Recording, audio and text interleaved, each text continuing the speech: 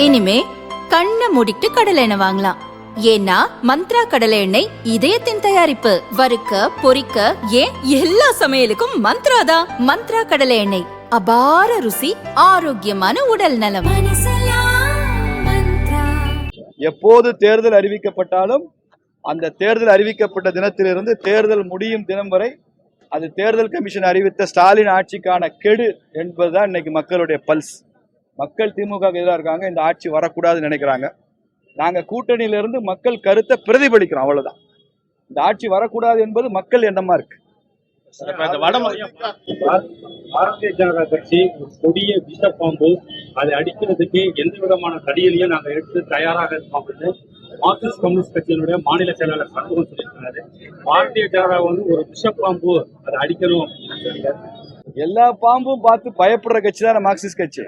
அதனால அப்படிலாம் ஒன்றும் பயப்படுறதுக்கு இல்லை. இது பாம்புன்னு வர்ணனை பண்ண வேண்டிய அளவும் இல்லை. இது வேணா இப்படி சொல்லலாம், பரமசிவன் கழுத்துல இருக்கிற பாம்புன்னு வேணா சொல்லலாம், தெய்வத்தன்மை பொருந்திய பாம்புன்னு சொல்லலாம். அதனால இந்த பாம்புன்ற வர்ணனை ஏற்றுக்கொள்ளத்தக்கதல்ல. மார்க்சிஸ்ட் கட்சிக்காரங்க ஏன் இப்படி சோரம் போயிட்டாங்கன்னு எனக்கு தெரியல. அவங்களுடைய அலுவலகம் சென்னையில் டி நகர்ல பாரதிய ஜனதா கட்சி ஆபீஸ் பக்கத்துல தான் மார்க்சிஸ்ட் கட்சி அலுவலகம் இருக்கு. ஆனால் அவங்களுக்கு உண்மையான அலுவலகம் அறிவாலயத்துல தான் இருக்கு. அறிவாலயத்திலிருந்து வர்ற குறிப்பை பேசுகிற ஒரு கட்சி மார்க்சிஸ்ட் கட்சி. அதனால அதுக்கு பதில் சொல்ல வேண்டிய அவசியம் இல்லை. அவங்க ஒரு காலத்துல செஞ்சட்டை பேரணியெல்லாம் நடத்துனாங்க, செஞ்சட்டை போராட்டம்லாம் நடத்துனாங்க. இப்போ அவங்க செஞ்சோற்று கடன் தீர்க்கிறாங்க. திமுக தின்ன சாப்பாட்டுக்கு பதில் சொல்லி கடமைப்பட்டு பேசுறாங்க. இப்போ கூட்டாளி வர்க்கம் தான் முக்கியம் அவங்களுக்கு, பாட்டாளி வர்க்கம் இல்லை. தேமுதிக பாத்தீங்கன்னாக்கா தேசிய ஜனநாயக கூட்டணிக்கு வரும்னு சொல்லிட்டு இருந்தாங்க. அமைச்சரோட எல்முருகன் கூட பேச்சுவார்த்தை நடத்தினார் சொன்னாங்க. சார், தேமுதிக கன்சிஸ்டன்ட்லி இன்கன்சிஸ்டன்ட், தொடர்ந்து முரண்பாடுகள் கொண்ட கட்சி. நீங்க யோசிச்சு பாருங்க, 2014 தேமுதிக விஜயகாந்த் அவர்கள் இருக்கிறப்ப என்டிஏ கூட்டணி, 2016 மக்கள் நல கூட்டணி, 2019 மறுபடியும் என்டிஏவோட அதிமுகவோட கூட்டணி, 2021 அண்ணா டிடிவி கூட கூட்டணி, மறுபடியும் 24 அதிமுகவோட கூட்டணி, இப்ப 26 திமுகவோட கூட்டணி. ஏதாவது கன்சிஸ்டன்சி இருக்கா அந்த கட்சிக்கு?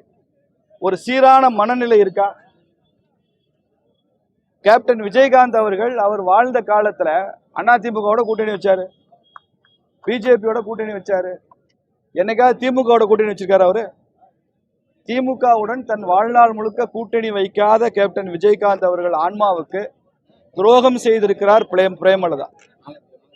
கேப்டன் விஜயகாந்தின் ஆத்மா மன்னிக்காது இந்த தேமுதிக கட்சி இப்போ உள்ள நிர்வாகிகள்.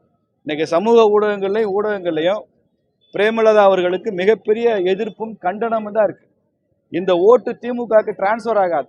இதுல ஏமாந்தது ஸ்டாலின் தான். தேசிய ஜனநாயக கூட்டணிக்கு வரதுனால உங்களுக்கு வெற்றி வாய்ப்பு எப்படி பாதிக்கப்படுமா? எங்களுக்கு அதெல்லாம் பாதிக்காது. சட்டமன்ற எலெக்ஷன்ல பாத்தீங்கன்னா ஏடிஎம்கே கூட்டணியில தான் அவங்க இருந்தாங்க. அப்ப பாத்தீங்கன்னா தேமுதிகல பிரேமலதாவை சுதீஷையும் தவிர யாருமே இந்த கூட்டணியை விரும்பல. தேமுதிக தொண்டர்கள் என்டிஏ கூட்டணிக்கு தான் ஓட்டு போடுவாங்க. அதனால ஆன்லைன்ல இருந்தாலும் ஆஃப்லைன்ல இருந்தாலும் அதுல லைனா இருக்கிறது திமுக அரசு முதல்வர் சொல்லியிருக்கிறாரு. இந்த மாதிரி ரைமிங்கா பேச யாராவது எழுதி கொடுத்துருப்பாங்க சீட்டுல. அதுக்கு என்ன அர்த்தம்னு அவருக்கே தெரியாது, எனக்கும் தெரியல. அதுக்கு என்ன அர்த்தம்னு எனக்கும் தெரியல, அவருக்கும் தெரியல. யாராவது எழுதி கொடுத்த வாசிச்சிருக்காரு. பாஜக கட்சி மீது பாஜக ரொம்ப அழுத்தம் கொடுக்குது அப்படின்னு சொல்லியிருக்காங்க. அப்படிலாம் கொடுக்கலையா? அவரு பாரதிய ஜனதா கட்சியை விமர்சனம் பண்ணி தானே விஜய் பேசுறாரு சார். அவர் பாட்டுக்கு இருக்காரு, ஒரு பிரச்சனை இல்லை. நாங்க விஜய பெருசா நாங்க சீரியஸா எடுத்துக்கிறது இல்லையா? நாங்க விஜய ஏதோ ஜனநாயகன் படத்தை நாங்க தான் தடை பண்றோம், சென்சார் தடை அப்படிலாம் இல்லை. எந்த படத்துக்கும் சென்சார் தடையெல்லாம் இல்லை. எந்த படம் இந்தியாவில் எந்த திரைப்படம் திரையிடப்படாமல் தடுக்கப்பட்டிருக்கு? அந்த காலத்துல தான் நேரு காலத்து ஆட்சி, இந்திரா காந்தி ஆட்சியில தான் புத்தகங்கள் தடை பண்றது, சினிமாவை தடை பண்றதெல்லாம் பண்ணுவாங்க. இப்ப எல்லாம் யாரும் பண்றது இல்லையா? மோடி அதெல்லாம் லிபரலா அனுமதிக்கிறார். விமர்சனங்களை அனுமதிக்கிற தலைவர் நரேந்திர மோடி ஐயா. அதனால எங்களுக்கு தடை இல்லை. விஜய் என்ன வேணாலும் பேசிட்டேன், பிரச்சனை இல்லை. மக்களே பொருட்படுத்தாத கட்சி விஜய் கட்சி, நாங்க ஏன் அதை பொருட்படுத்தணும்? சினிமாவில இருந்து சினிமா பாப்புலரிட்டியை வச்சு தமிழ்நாட்டில் வெற்றி கண்ட ஒரே தலைவர் எம்ஜிஆர் மட்டும்தான். தமிழ்நாட்டில் எம்ஜிஆர், ஆந்திராவில் என்டிஆர். இதை தாண்டி தமிழ்நாட்டில் சினிமாவில இருந்து வந்த எல்லாரும் தோத்து போயிருக்காங்க. புரட்சி தலைவி ஜெயலலிதா அம்மா கூட தனியால கட்சி ஆரம்பிக்கல, அதிமுகவுக்கு வந்தாங்க. அந்த அதிமுகவை மகத்தான உயரத்துக்கு கொண்டு போனாங்க. தொடர்ந்து அவங்க வாழ்நாள் முழுக்க மக்கள் சேவை செஞ்சாங்க. தனியாக கட்சி ஆரம்பிக்கிற வேலை அவங்க அந்த ரிஸ்க் அவங்க எடுக்கல. ஆனால் விஜய் எடுத்திருக்கிறாரு. அதுக்கு ஒரே காரணம் சினிமா பாப்புலாரிட்டி. இத்தனை நாளாக எனக்கு டிக்கெட் எடுத்து படம் பார்த்தீங்க, நான் உங்களுக்கு ஏதாவது திரும்ப செய்ய போறேங்கிறார். டிக்கெட் எடுத்து படம் பார்த்ததுக்கு திரும்ப செய்யறதுக்கு சினிமா கட்சி ஆரம்பிக்கணுமா? நீங்க வேணா ரசிகர் நல்லது பண்ணுங்க. ஒவ்வொரு ரசிகன் குடும்பம் டிக்கெட் எடுத்து படம் பார்த்த ரசிகன் குடும்பத்துல பையங்களுக்கெல்லாம் ஸ்காலர்ஷிப் கொடுத்து படிக்க வைங்க. அங்கே ஏழை பெண்கள் இருந்தா இலவசமா திருமணம் பண்ணி வைங்க. தாலிக்கு தங்கம் வாங்கி கொடுங்க.